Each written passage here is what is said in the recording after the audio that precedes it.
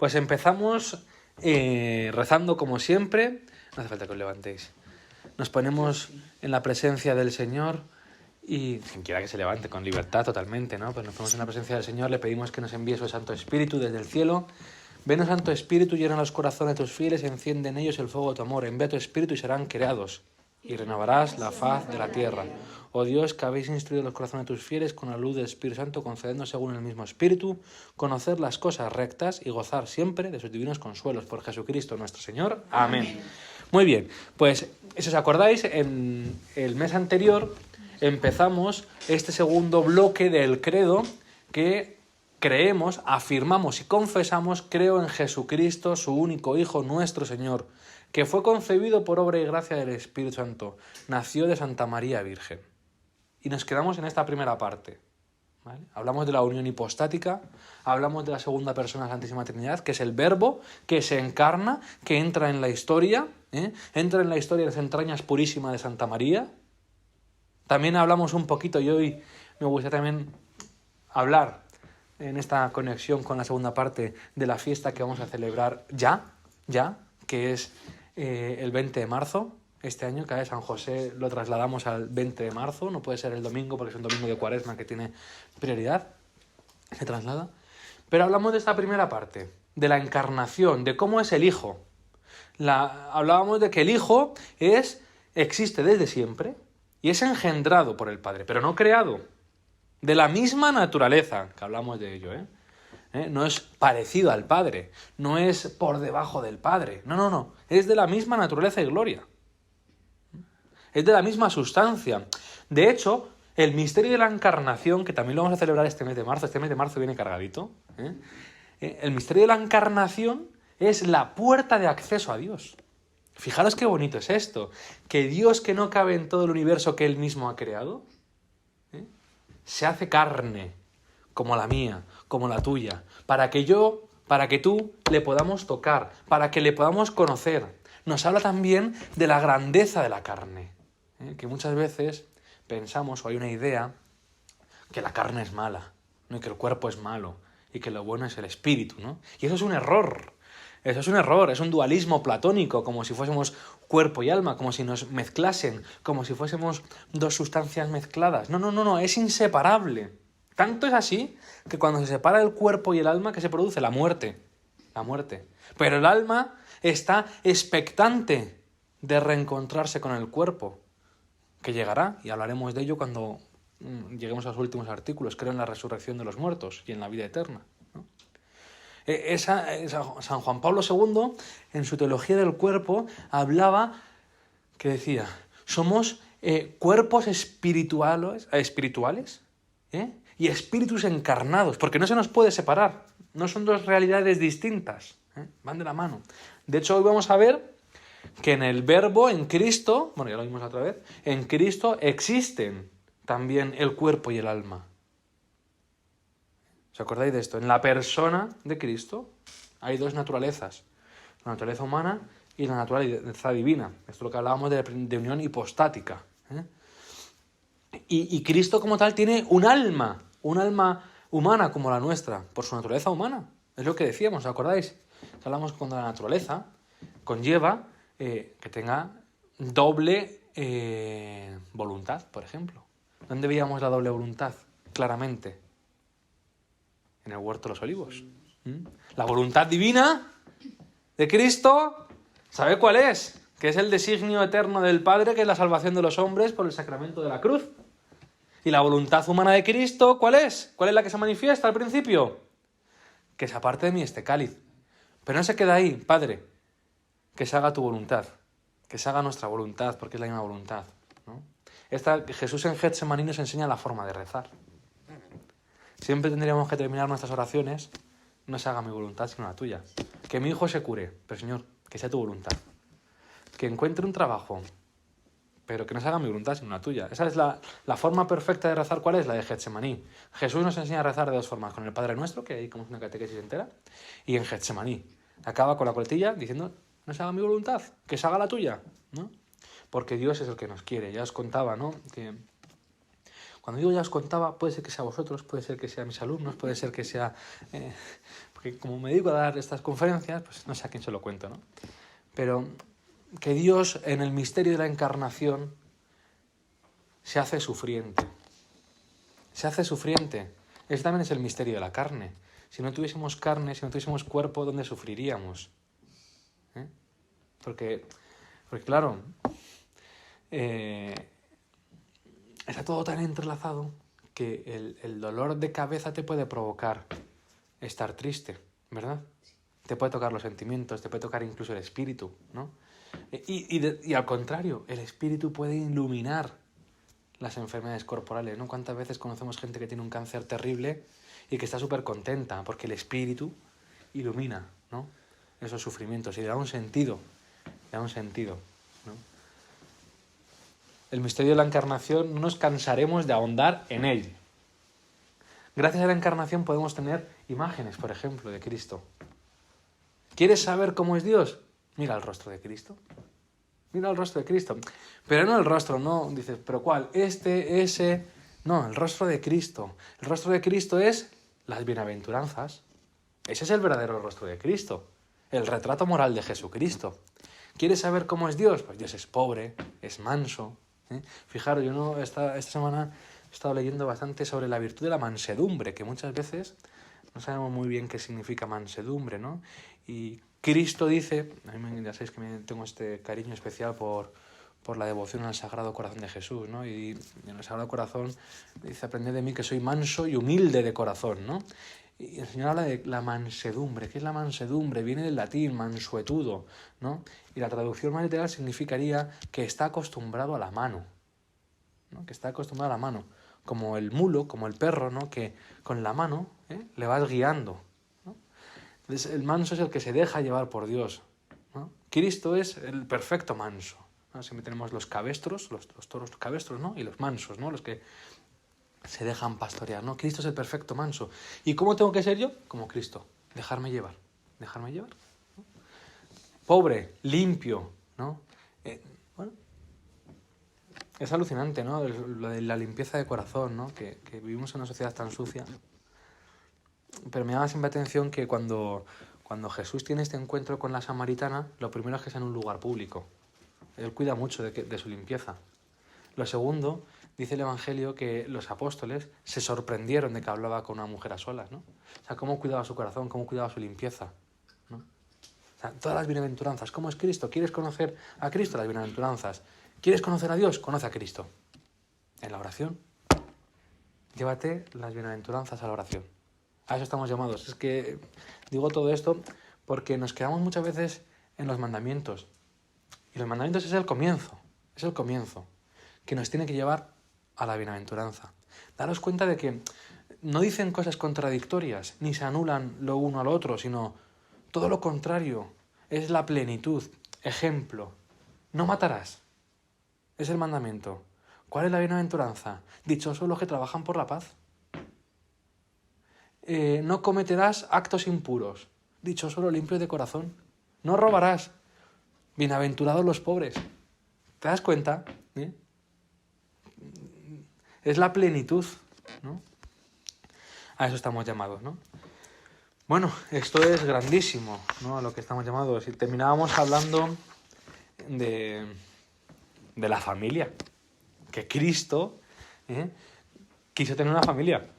Y que la familia estaba formada por un padre, por una madre y por un hijo. Por un padre. Por un padre. No podemos reducir a San José a un padre adoptivo. Es verdad que no había engendrado a Cristo en la carne como la Virgen, que sí que le engendra sus entrañas purísimas. Pero fijaros qué importante los que sois mayores. Yo todavía no. Pero sobre todo, antiguamente cuánto valía la palabra. No había sellos, no había firmas. Los pueblos era, te doy mi palabra. Y esa palabra valía más que una rúbrica, valía más que una firma. Porque la palabra conllevaba a la persona. Es decir, me pongo por delante yo, ¿no? Eso en la concepción hebrea es lo que es el nombre. El nombre designa lo que eres. Fijaros que todos los nombres en hebreo significan algo. Jesús, el que salva. Moisés, el salvado de las aguas, ¿no? José, Dios añadirá. ¿no? O sea, todo significa algo, porque designa, ¿no? Juan, el que anuncia a Dios. Miguel, ¿quién como Dios? Rafael, medicina de Dios, ¿no? Todo significa algo. Pues el nombre se lo da San José. Fijaros qué bonito. Se lo da San José, porque lo tiene que poner el Padre.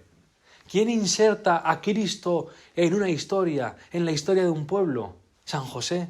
Porque el descendiente de David era José.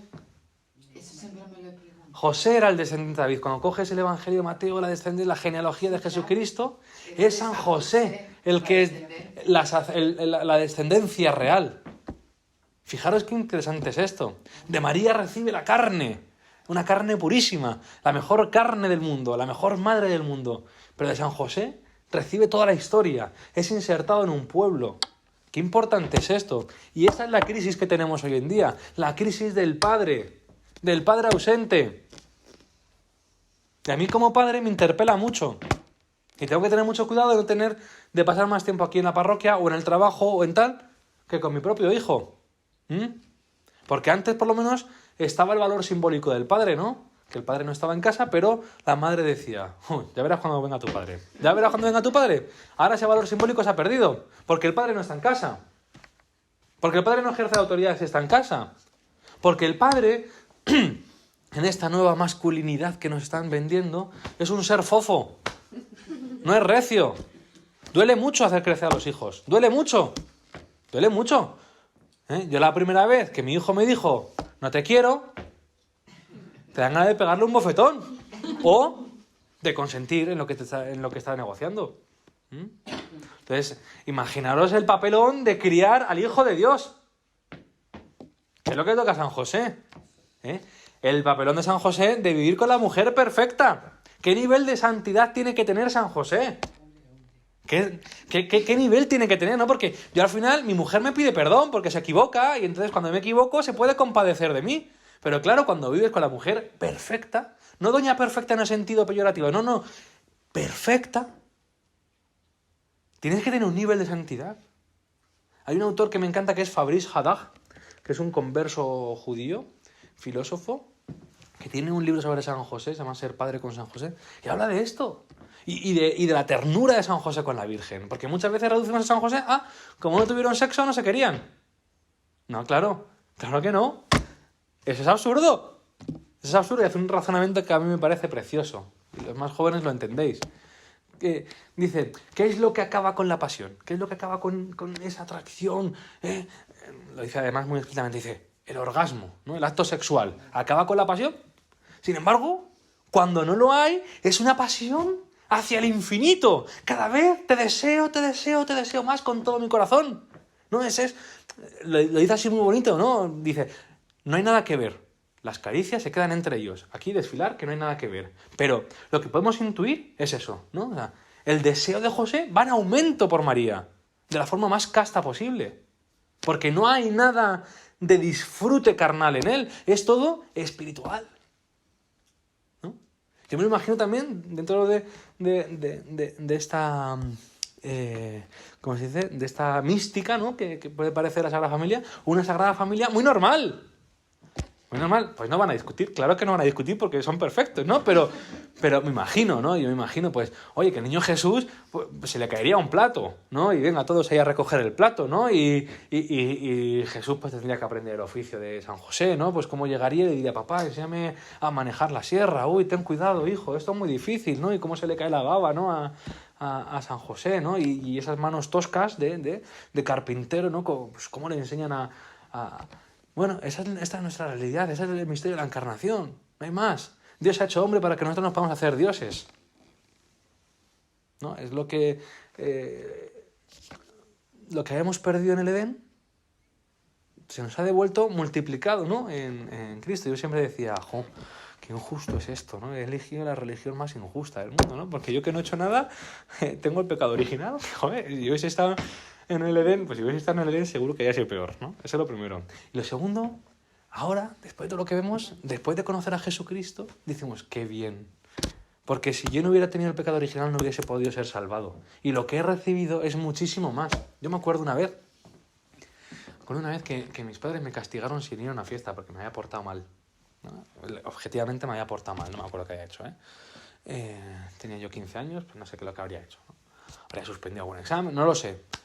Pero en esa fiesta, pues luego acabaron muchos con muchísimos problemas, se emborracharon, no sé qué, tal, y se acabaron pegando, y oye, yo tan feliz, ¿no? Porque luego no estuve un mes castigado como el resto, ¿no? De alguna forma, por haber estado castigado pude ser salvado de otra cosa peor, ¿no? Aquí algo parecido pasa, ¿no?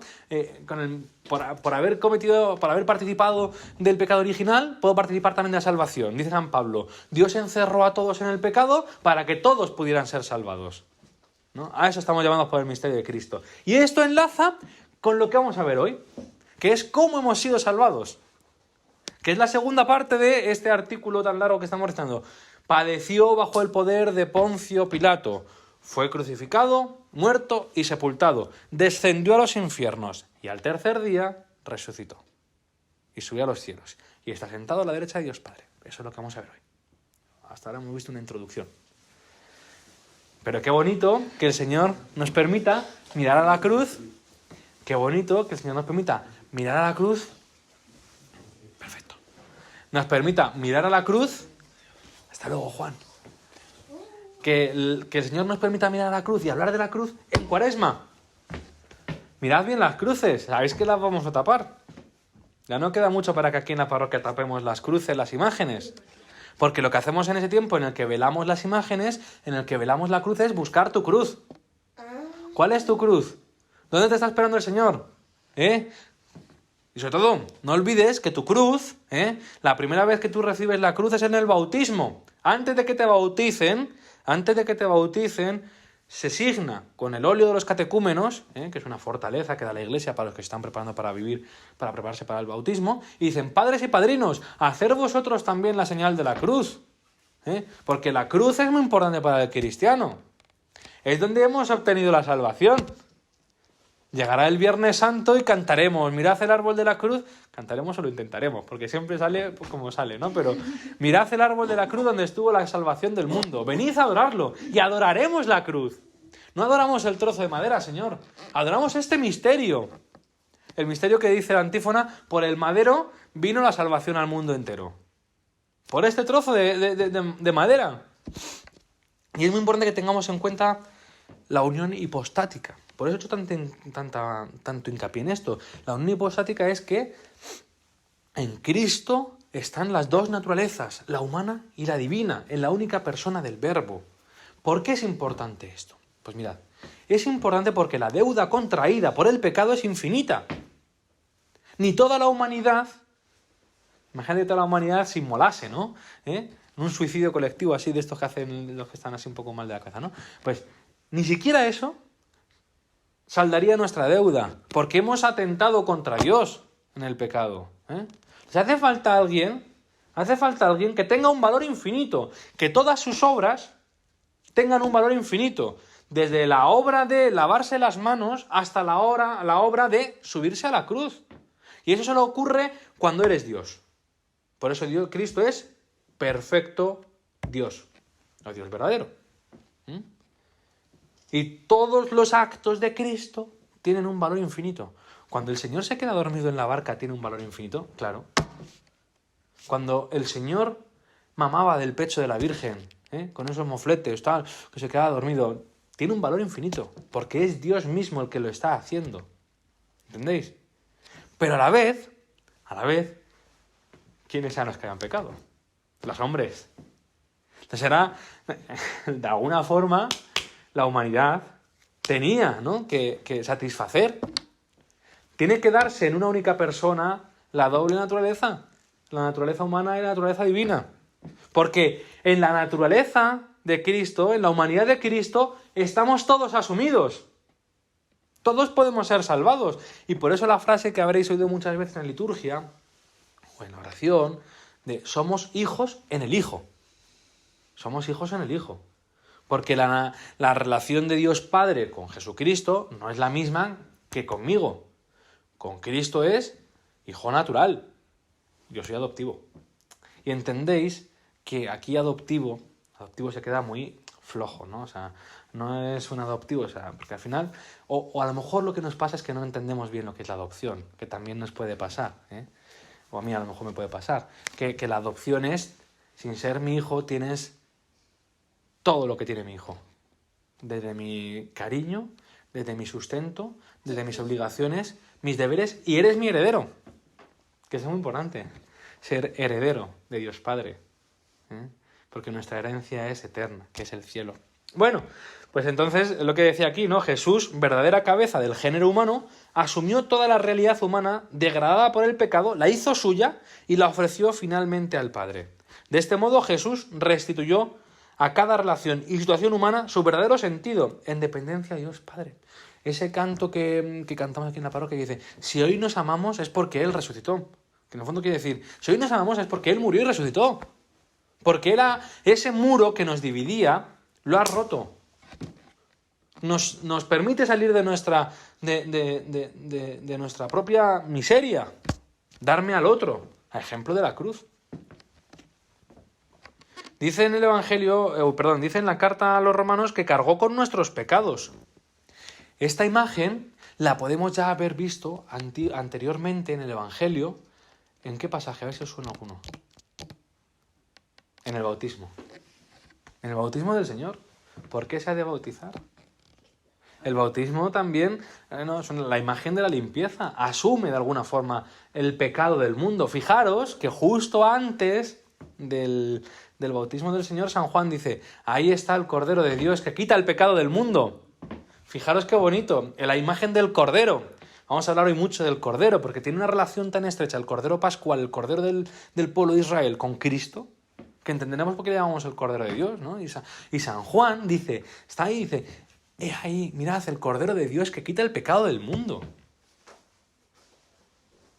Está cargando con nuestros pecados para meterse en el Jordán. No sé si os sabéis, pero el Jordán, el río Jordán, es uno de los puntos más bajos del planeta Tierra.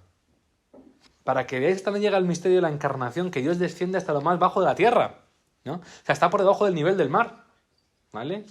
Está por debajo del nivel del mar, entonces ahí llega. Y además, Jesús dice, desde el otro lado del Jordán, lo que significa, si os acordáis, el pueblo de Israel llega a la tierra prometida atravesando el Jordán, en esta dirección, ¿no? Y cuando dice, aquí está la tierra prometida, entonces, cuando dice que está al otro lado del Jordán, Jesús está haciendo el mismo éxodo que hizo el pueblo de Israel. Está volviendo a entrar en la tierra prometida. No porque Él lo necesite, sino porque asume a toda la humanidad para entrar de nuevo en la nueva y definitiva patria, ¿no? Que es, más adelante, será el cielo, ¿no? Cuando ya termine su misterio pascual. O sea, el pasaje del bautismo del Señor tiene mucho que ver con esto. También vemos cómo desciende el Espíritu Santo. No olvidéis que la carne de Cristo, como os he hablado, es carne humana, la ha cogido la Virgen. Y esa carne humana tenía que ser ungida por el Espíritu Santo. Y en el momento del bautismo del Señor vemos cómo el Espíritu Santo desciende y unge al Señor. Le prepara para la comisión. En Benedicto XVI, en Jesús de Nazaret, habla mucho de esto, de cómo el Señor primero recibe el Espíritu y, si lo leéis, justo después del pasaje del bautismo del Señor, dice, y fue llevado al desierto por el Espíritu para ser tentado. Ese mismo Espíritu que había descendido para ungir su carne, para ungirle, es el que le conduce al desierto para ser tentado, que es lo que hemos leído el domingo pasado en el Evangelio de la Misa. Las tentaciones del Señor. Yo os recomiendo, en Jesús de Nazaret, yo lo que estoy haciendo este año es, cada domingo, buscarlo en Jesús de Nazaret. Por ejemplo, las tentaciones. Me fui, busqué las tentaciones. Ahora me he buscado la transfiguración. Y me estoy viendo lo que dice la exégesis que hace el Papa Benedicto XVI sobre la transfiguración. El Evangelio de la semana que viene es el de la Samaritana. Pues también lo puedes coger de Jesús de Nazaret. Y es distinto a leértelo del tirón, a ir acompañándolo con el ciclo litúrgico, que te va ayudando, porque todas las oraciones de la misa, oye, luego te acuerdas de algo y le dices al Señor, lo vas masticando, vas rezándolo, ¿no? Bueno, entonces, este pasaje del bautismo del Señor es muy importante también, ¿no? Ya empezamos a hablar del Cordero. ¿Sabéis que hay una celebración hebrea que es la celebración del Yom Kippur? La celebración del Yom Kippur es el día de la expiación o el día en el que el pueblo pedía perdón. Y entonces todo el mundo cogían un cordero y ponían la mano sobre el cordero, de alguna forma simbólica descargaban los pecados sobre el cordero y lo mandaban fuera del campamento para que muriese en el desierto.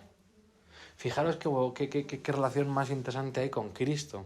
No sé si sabéis, pero que Cristo carga con nuestros pecados y además Cristo muere fuera de las murallas, muere fuera del campamento. Muere fuera del campamento. Cuando Cristo muere, dice el Evangelio que era en torno al Viernes Santo, en torno a las 3 de la tarde, en torno a la hora de nona.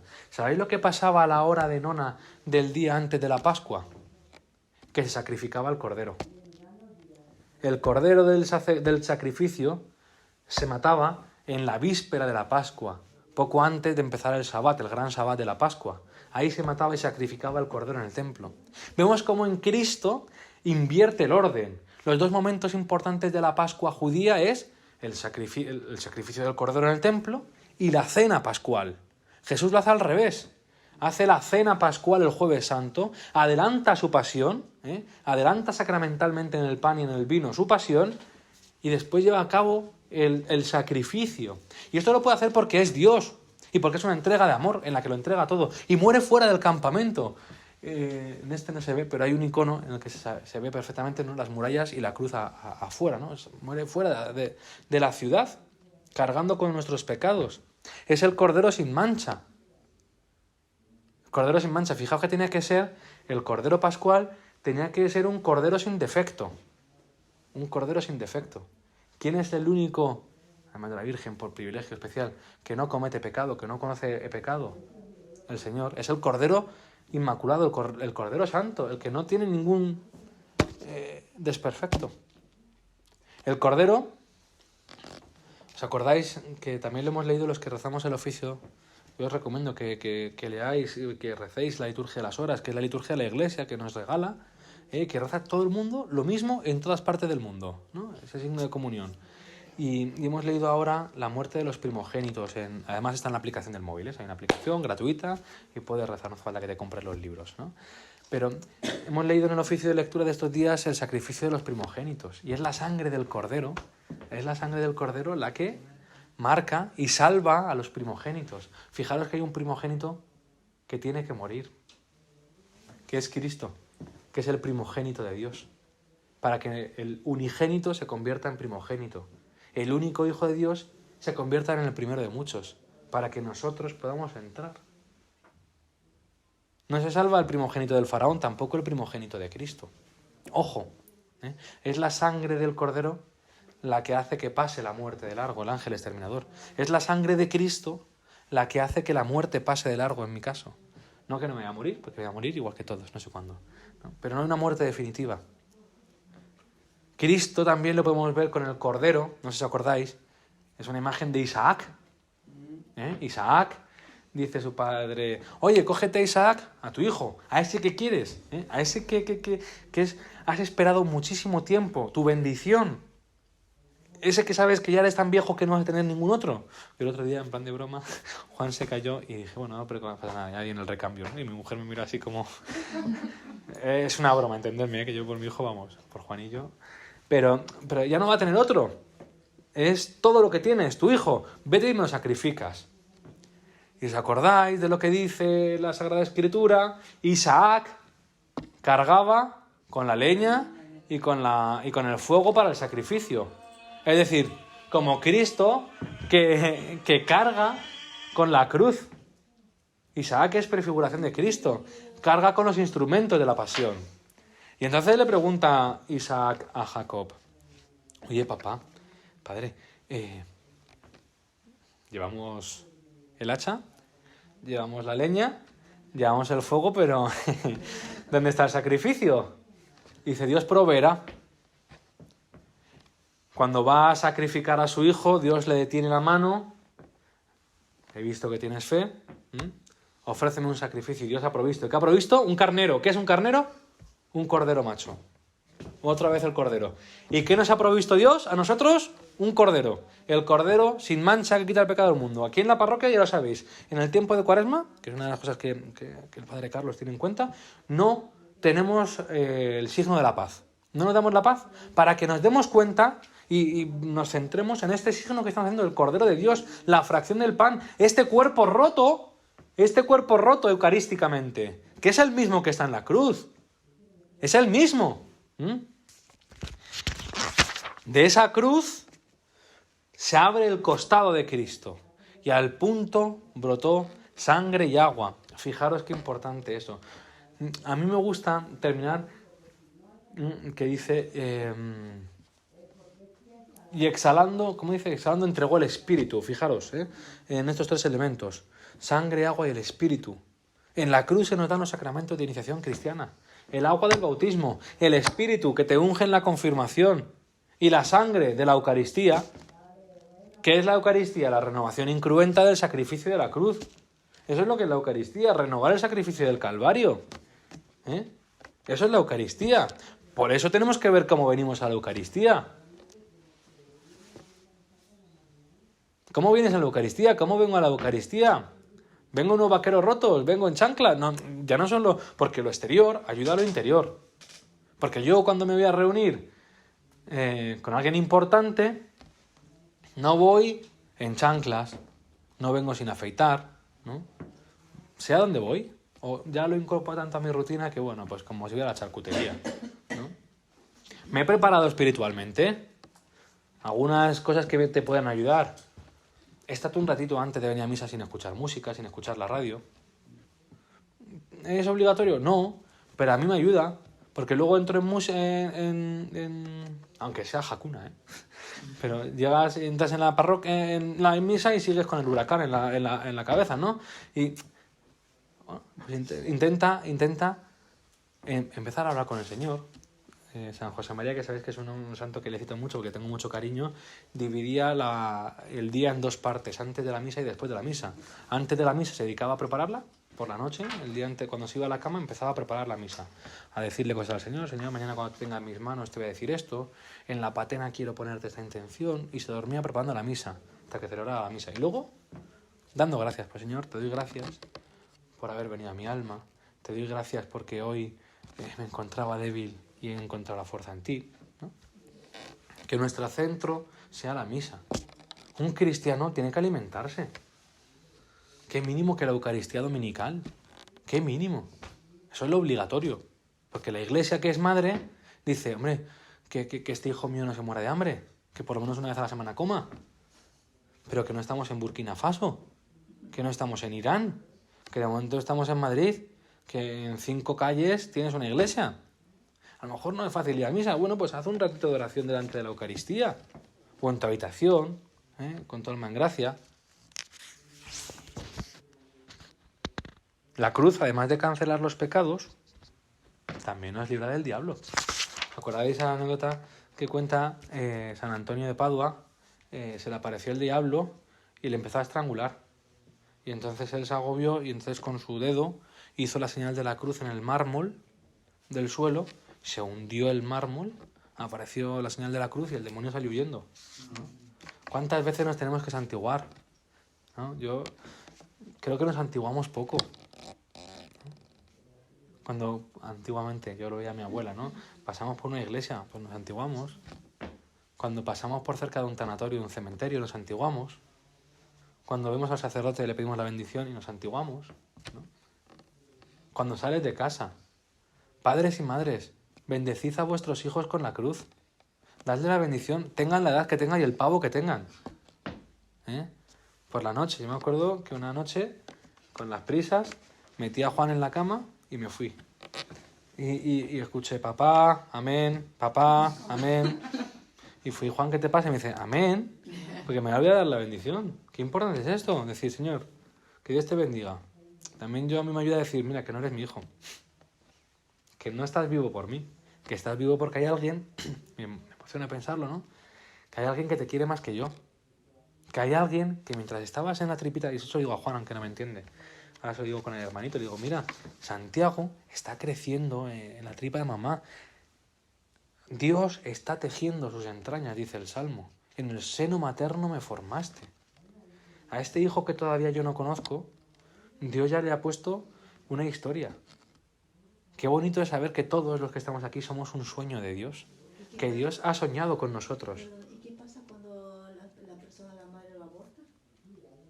Es un pecado grandísimo. ¿Qué pasa con ese niño? Claro, y Mira, la iglesia en ese sentido es clara, ¿vale? La iglesia dice que de manera ordinaria, hay que salvarse por el bautismo, ¿vale? De manera ordinaria. Pero también dice que Dios no se ata las manos a los sacramentos. Y Dios tiene formas extraordinarias de actuar. Y la misericordia de Dios, ¿qué es lo que nos dice? Dice, bueno, pues aunque ha cometido ha entrado en una falta que es el pecado original, no es una falta personal, sino que es por su naturaleza, ¿vale?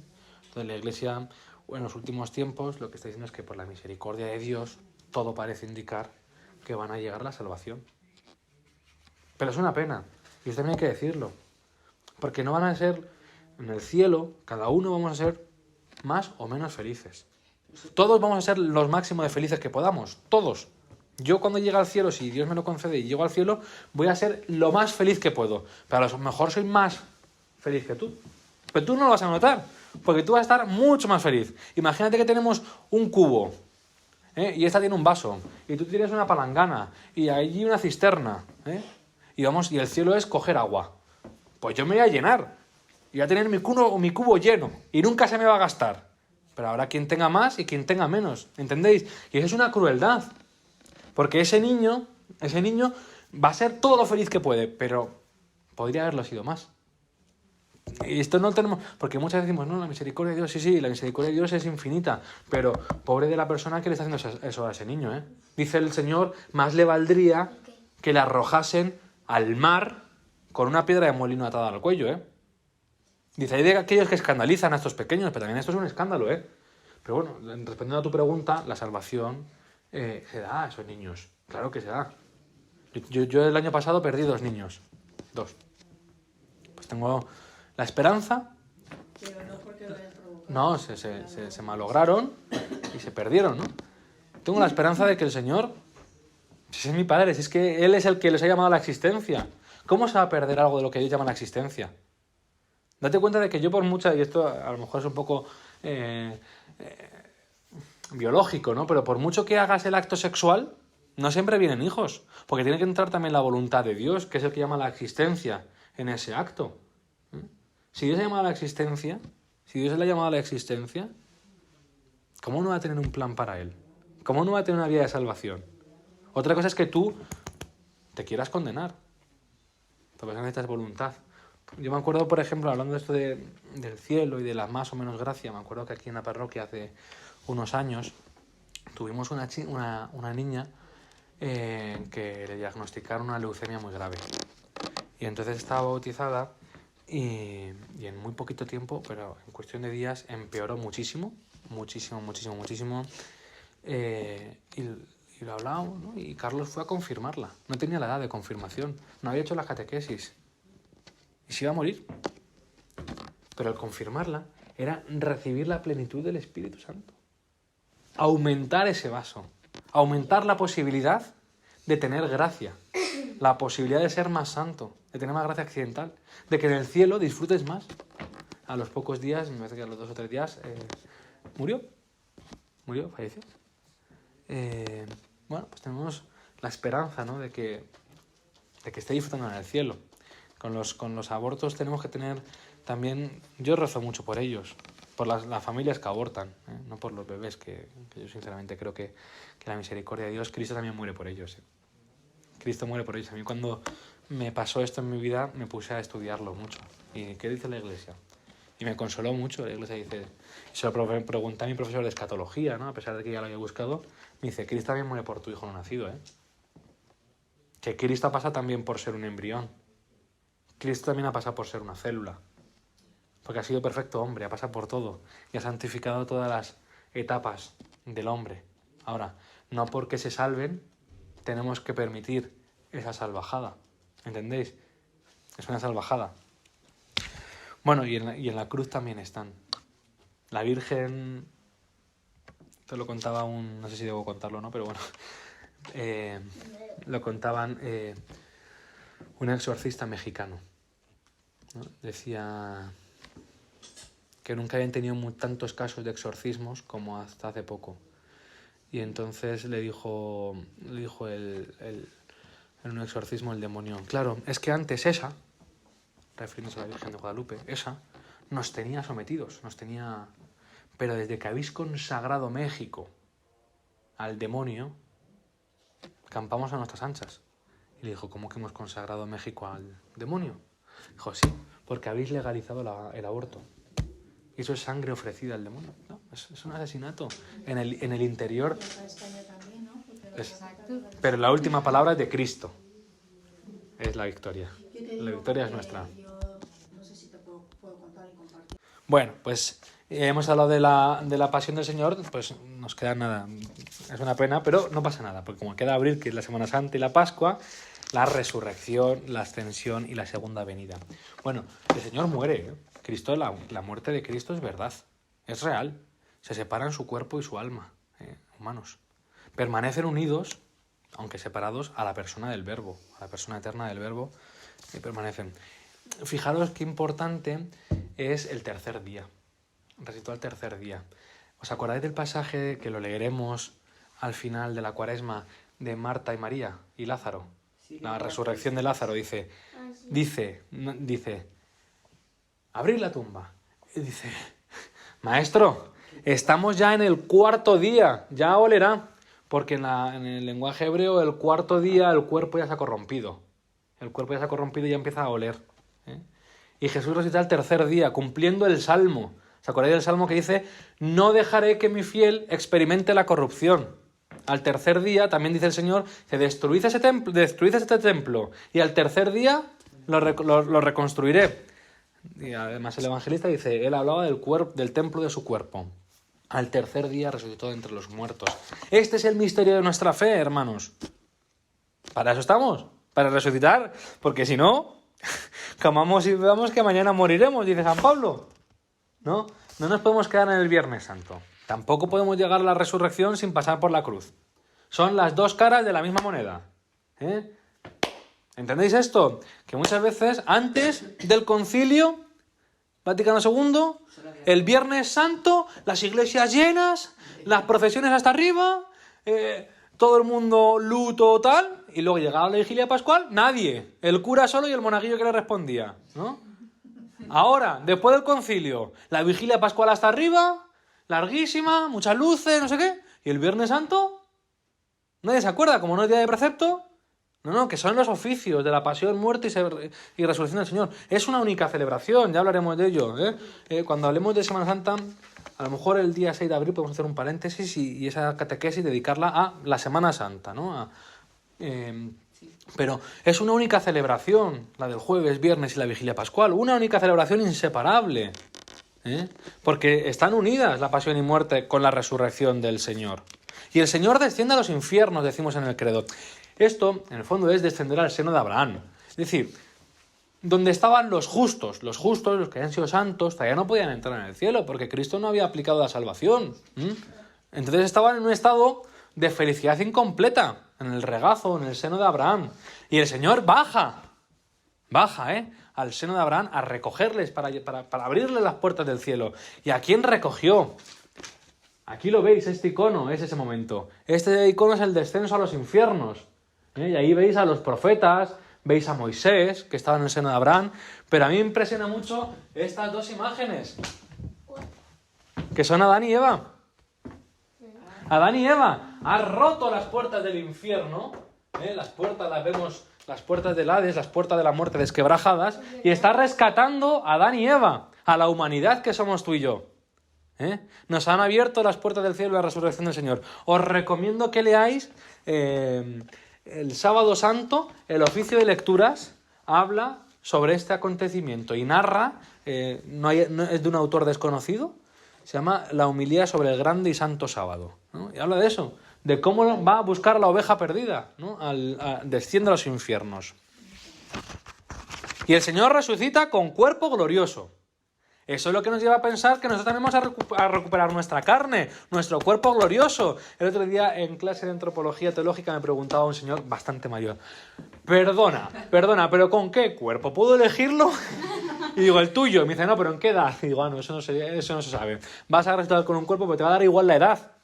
Pero aunque seas un hombre de 80 años, que es lo que tiene el Señor, vas a poder correr la San Silvestre si quieres, porque no vas a tener ni enfermedad ni muerte.